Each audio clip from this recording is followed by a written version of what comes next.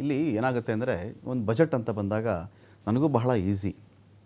Nirmala Sitharaman madam ಏನೇನು ಹೇಳಿದ್ರು, ಕೃಷಿ ಕ್ಷೇತ್ರಕ್ಕೆ ಅಲ್ಲಿ ಬಂಪರ್ರು, ಇಲ್ಲಿ ಬಂಪರ್ರು, ಅವ್ರಿಗೆ ಬಂಪರ್, ಇವ್ರಿಗೆ ಬಂಪರ್, ಅವ್ರ ಕೊಡುಗೆ ಅಂತೆ, ಅಷ್ಟೊಂದು ಅಲ್ಲಿ ಪ್ರವಾಸೋದ್ಯಮಕ್ಕೆ ಹೆಲ್ಪ್ ಅಂತೆ, ರಸಗೊಬ್ಬರ ಕ್ಷೇತ್ರ ಹಿಂಗಂತೆ, ಬಹಳ ಬಹಳ ಸುಲಭ ಇದು.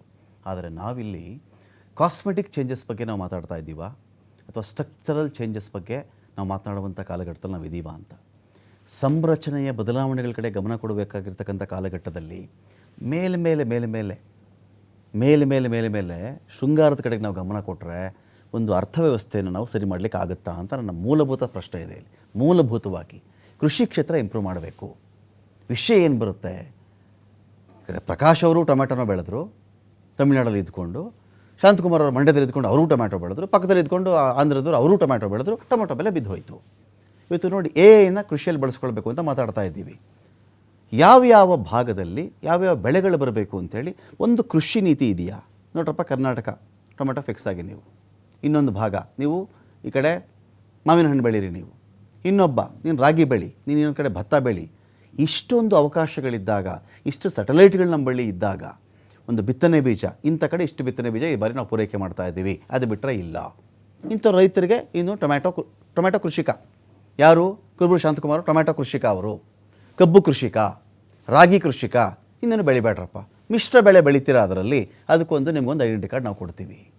ಇದನ್ನು ಫಿಕ್ಸ್ ಮಾಡದೆ ಇವತ್ತು ಕೃಷಿ ಕ್ಷೇತ್ರವನ್ನು ಆಕರ್ಷಣೀಯವಾಗಿ ಯಾಕೆ ಮಾಡ್ತಾ ಇಲ್ಲ ನಾವು? ನಾನಿಲ್ಲಿ ಸ್ಟ್ರಕ್ಚರಲ್ ಚೇಂಜಸ್ ಬಗ್ಗೆ ಮಾತಾಡ್ತಾ ಇದ್ದೀನಿ. 2 ಲಕ್ಷ ಸಾಲ ಕೊಟ್ಬಿಟ್ಟೆ, ಅದನ್ನು 3 ಲಕ್ಷಕ್ಕೆ ಜಾಸ್ತಿ ಮಾಡಿಬಿಡ್ತೀನಿ, 5 ಲಕ್ಷಕ್ಕೆ ಜಾಸ್ತಿ ಮಾಡಿಬಿಡ್ತೀನಿ. ನೋ, ನಾನೊಂದು ಬಾಟಲ್ ನೀರು ತೊಗೊಂಡ್ರೆ 20 ರೂಪಾಯಿ.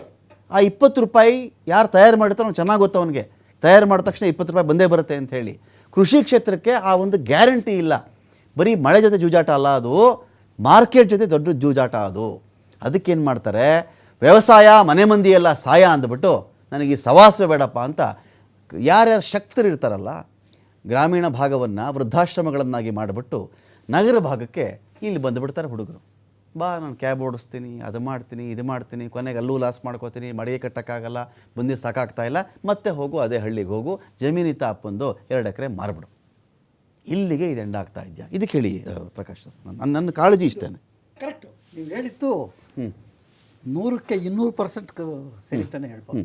ಹರಿಯಾಣ ಫಿಕ್ಸ್ ಮಾಡಿ ಇಂತಿಂಥ ಬೆಳೆ ಮಾತ್ರ ಬರಬೇಕಪ್ಪ ಅಲ್ಲಿಂದ ಅಂತ ಹೇಳಿ ಮಾಡಲ್ಲ ನಾವು. ಎಲ್ಲರೂ ಒಂದೇ ಕಡೆ ಇಲ್ಲ, ಎಲ್ಲರೂ ಇನ್ನೊಂದು ಕಡೆ ಉಲ್ಟಾ. ಸೊ ಇದು ಒಂದು ಕಾರಣ ನಮ್ಮ ಕೃಷಿನಲ್ಲಿ ತೊಂದರೆ ಆಗ್ತಾ ಇರೋದಕ್ಕೆ. ಅದಕ್ಕೆ ಇವಾಗ ಈ ಸರ್ಕಾರ ಏನು ಮಾಡ್ತಾ ಇದೆ, ಕೃಷಿ ವಿದ್ಯೆ ಮಾಡಿರೋರು ಎಲ್ಲ ಕೃಷಿಗೆ ಬಂದರೆ ಅವರು ಇದನ್ನು ಪಾಲಿಸ್ಬೋದು ಅಂತ. ಇಲ್ಲಿ ಅಗ್ರಿಕಲ್ಚರಲ್ ಡಿಗ್ರಿ ತೊಗೊಳ್ತಾನೆ, ಅವನೋಗಿ ಇಂಜಿನಿಯರಿಂಗ್ ಆಫೀಸಲ್ಲಿ ಕೆಲಸ ಮಾಡ್ತಾನೆ. ಯಾಕಂದರೆ ಇರೋದು ಗ್ರಾಜ್ಯುಯೇಟ್ ಡಿಗ್ರಿ ಮೇಲೆ ಇಂಜಿನಿಯರಿಂಗ್ ಆಫೀಸಲ್ಲಿ ಕೊಡ್ತಾರೆ.